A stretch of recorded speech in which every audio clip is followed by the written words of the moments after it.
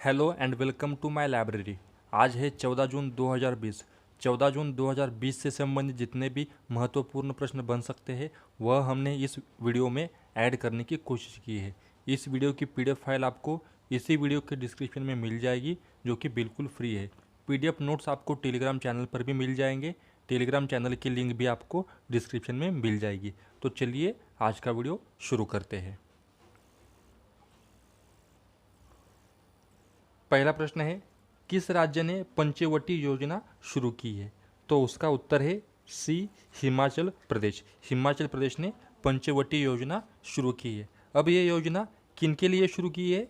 ये योजना बुजुर्गों के लिए शुरू की है। ये योजना जो भी लोग हिमाचल प्रदेश में बुजुर्ग हैं उनके लिए शुरू की है। अब ये योजना किस योजना के अंतर्गत शुरू की है? मनरेगा। मनरेगा योजना के तहत ये योजना शुरू की है। मनरेगा एक्ट कब पास हुआ था? मनरेगा एक्ट 2005 में पास हुआ था। अब इस योजना के अंतर्गत सरकार की क्या योजना है? इस योजना के अंतर्गत सरकार पार्क और उद्यान की निर्मित की मात्रा बढ़ाने की कोशिश में है, जहां पर चालू वित्तीय वर्ष में 100 नए पार्क खोलने पर सरकार विचार कर रही है। तो ये बहुत इंपॉर्टेंट है। 100 नए पार्क और उद्यान की निर्मित हिमाचल प्रदेश सरकार करने की विचार में है। देखते हैं अगला प्रश्न क्या है।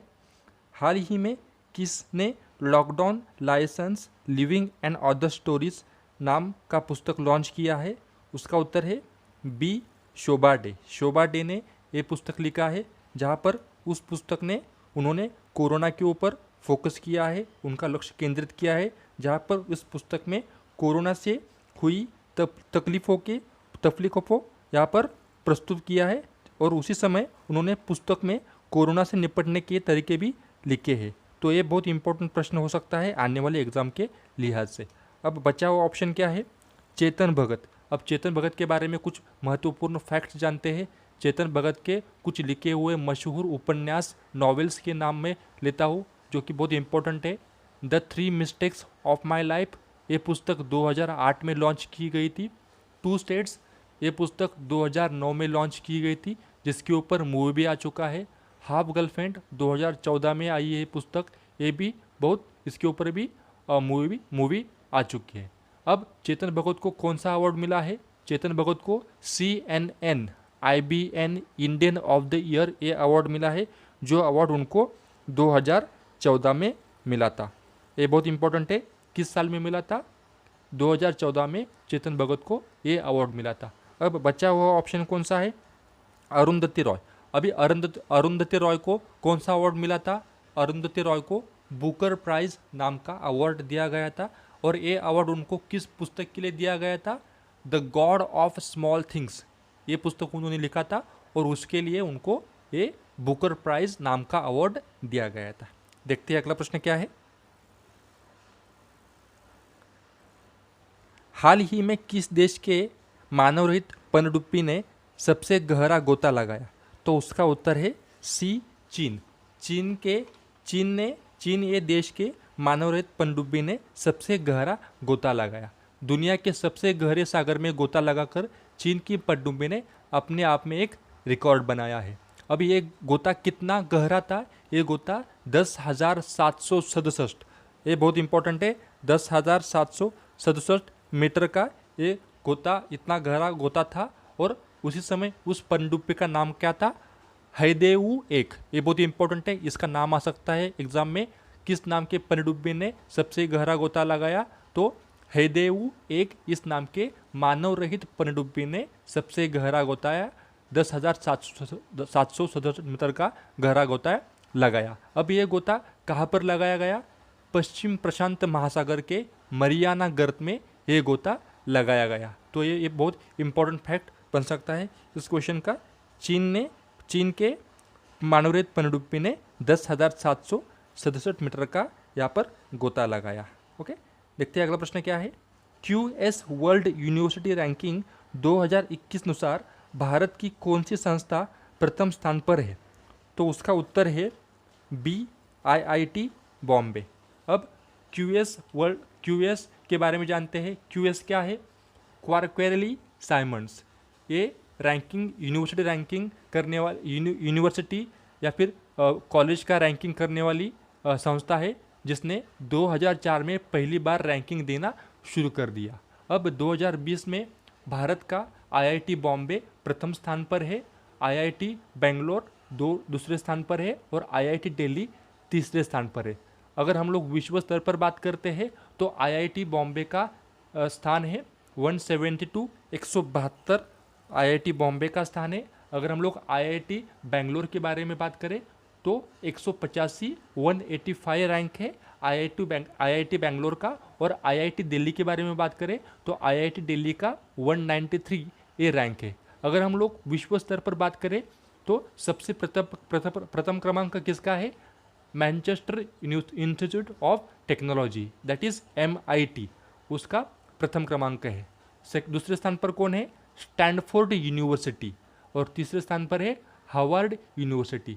तो ये टॉप 3 यूनिवर्सिटीज़ है पूरे विश्व में। MIT मैनचेस्टर, दूसरा है स्टैनफोर्ड यूनिवर्सिटी और तीसरा है हार्वर्ड यूनिवर्सिटी जो कि तीसरे नंबर पर है।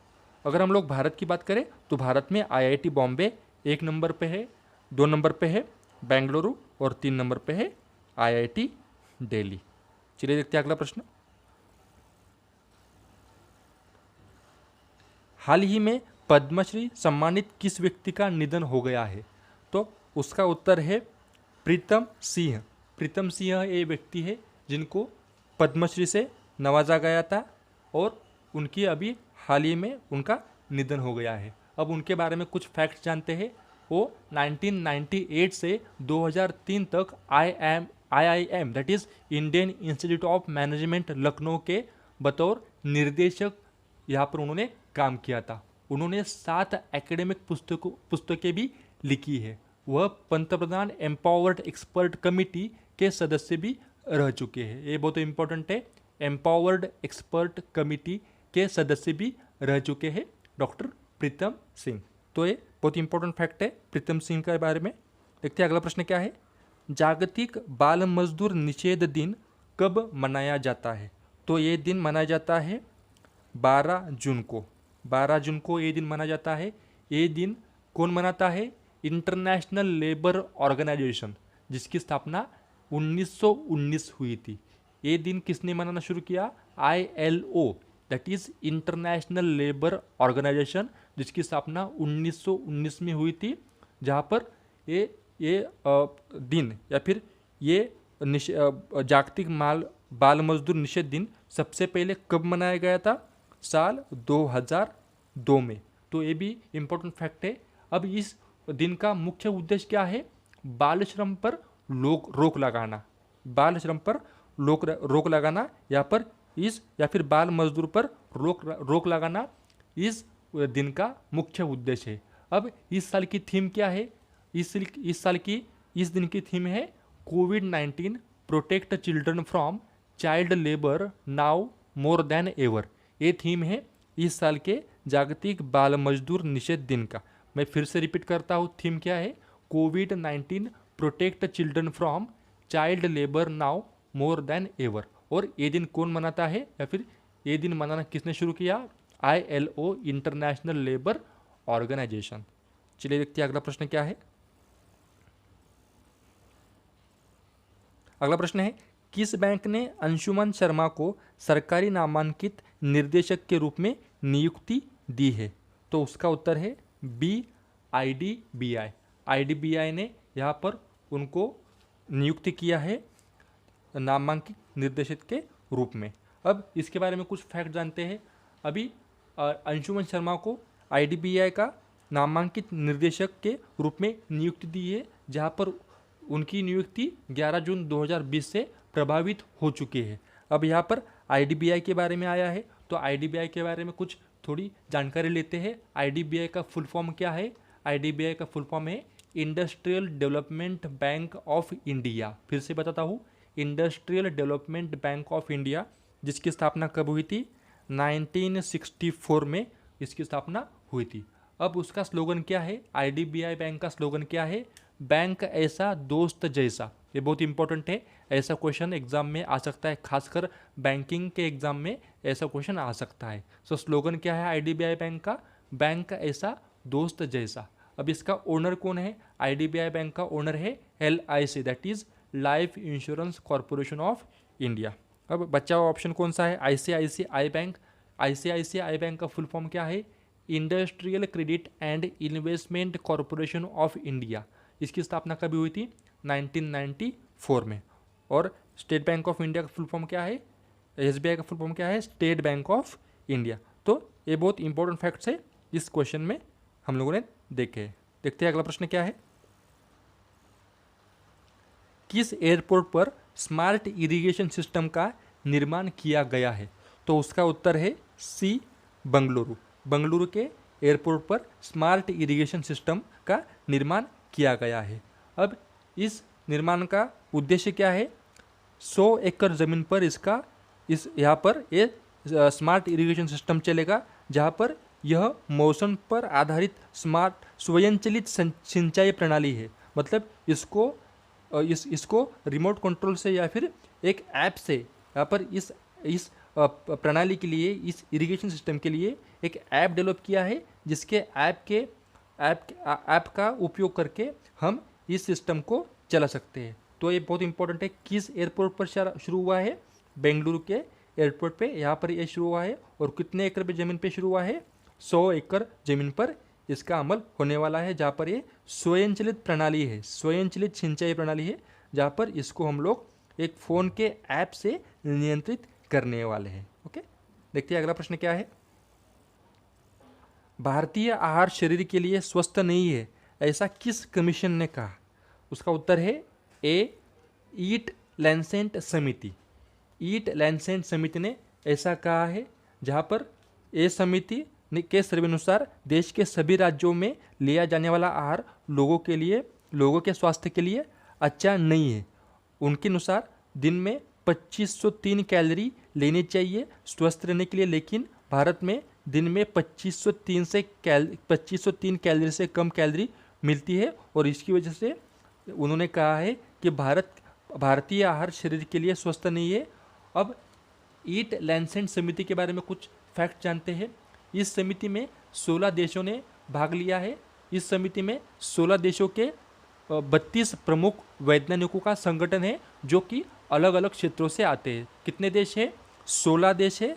कितने लोग हैं? 32 लोग हैं। और ये 32 लोग हैं वो अलग अलग क्षेत्रों से वास्ता रखते हैं। अब इसका उद्देश्य क्या है? इस समिति का उद्देश्य क्या है?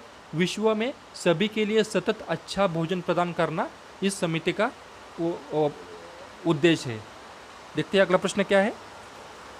किस राज्य ने कोविड-19 के संक्रमण के स्तर को परीक्षण के लिए राज्य स्तरीय नमूना संग्रह अभियान शुरू किया है? उसका उत्तर है बी, उत्तर प्रदेश। उत्तर प्रदेश ने यहाँ पर कोविड-19 के संक्रमण के स्तर को परीक्षण करने के लिए राज्य स्तरीय नमूना संग्रह अभियान शुरू किया है। अब इसमें क्या क्या इंपॉर्टेंट फैक्ट्स आ सकते हैं? हर स्तर के व्यक्ति के स्वैब का सैंपल लिया जाएगा और ये अभियान 1 सप्ताह चालू रहेगा। 1 सप्ताह ये अभियान चालू रहने वाला है, जहाँ पर अत्यावश्यक सेवा प्रदान करने वाले लोगों पर ज़्यादा से ज़्यादा ध्यान केंद्रित करने वाली है उत्तर प्रदेश सरकार। सो ये बहुत इंपॉर्टेंट है। अब उत्तर प्रदेश में कितने जिले आते हैं? 75 डिस्ट्रिक्ट्स। यहाँ पर 75 जिले आते हैं उत्तर प्रदेश में। देखते हैं अगला प्रश्न। अगला प्रश्न आपके लिए है, जिसको आपको कमेंट बॉक्स में लिखना है। प्रश्न क्या है? विश्व खाद्य पुरस्कार 2020 किसको प्रदान किया गया है? तो ये पुरस्कार यहाँ पर मैंने 3 नाम लिखे हैं, ABCD। तो इसमें से जो भी ऑप्शन आपको सही लगता है उसको आपको कमेंट बॉक्स में कमेंट करना है। दोस्तों, अगर आपको ये वीडियो अच्छा लगता है या फिर इस वीडियो से आपको ज़रा सी भी नॉलेज मिली हो, तो प्लीज़ इस वीडियो को ज़्यादा से ज़्यादा शेयर कर देना अपने दोस्तों में, व्हाट्सएप, फेसबुक या फिर टेलीग्राम पे, और ज़्यादा से ज़्यादा मुझे सपोर्ट करना, ताकि मैं और अच्छे वीडियो और अच्छे इन्फॉर्मेटिव वीडियो आपके लिए बना सकूं। तो चैनल को सब्सक्राइब ज़रूर कर लेना। सब्सक्राइब करने के लिए कोई भी पैसा नहीं है, फ्री ऑफ कॉस्ट है, फ्री रहेगा। और लाइक करके शेयर कर देना अपने दोस्तों में, तो मुझे और सपोर्ट मिलेगा। प्लीज़ डिस्क्रिप्शन में जाके इस वीडियो की PDF डाउनलोड कर लेना और टेलीग्राम पर भी सब्सक्राइब कर लेना, ताकि वहाँ पर आपको डेली PDF मिलती रहे।